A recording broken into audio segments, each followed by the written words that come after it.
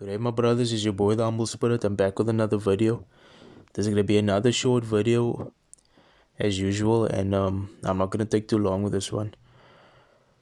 All I wanted to say is that semen retention is gonna bring you out of Egypt.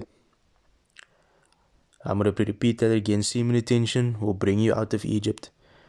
And what I mean by Egypt, I mean metaphorically. I mean out of the land of slavery, or should I say the world, out of Babylon. Guys, remember how we were before we started this journey of retention? We were watching the websites. We were fapping. Some of us were chasing women. All those things leaves us castrated and feminized to the point where we become slaves to the system. Whenever the system brings out things on the news or whatever that is used to fearmonger us, we would fall for it because we used to be at a low frequency. You understand? And most people are still at that low frequency and are being fearmongered, you understand? But once you step on retention, you're going to start to realize and really see this world for how evil and demonic it is. And retention is going to bring you out of the world, you know? And there's also a scripture in the Bible that says with more knowledge, there comes more sorrow. So yeah, at the same time, retention is going to make your life 100 times better. You're going to have so much more peace and all that, but you will go through as normal through the ups and downs, and there will be times where you're going to go through a lot of sorrow and sort of depression, because you now know that the world isn't operating the way it should be operating, because there's evil demonic people running this world, you understand? And this world is ruled by Satan, and Satan's people are the ones that are pushing out all these agendas, you understand? Because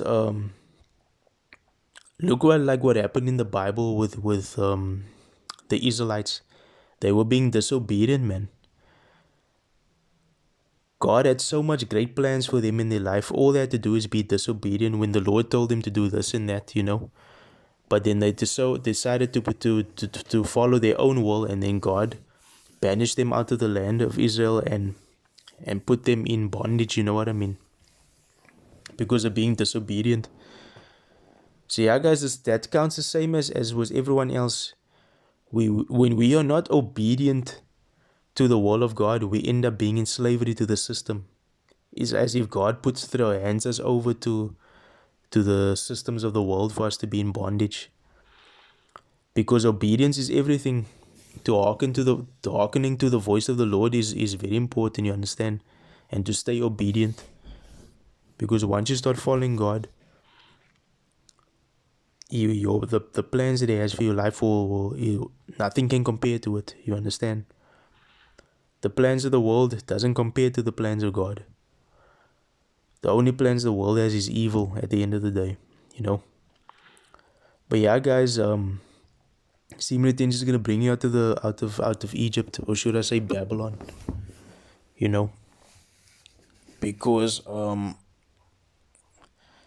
this world, you will really realize that this world is really not for what it seems. There's a lot of fake people in this world. There are people in this world, as crazy as it sounds, that's not even human, you understand?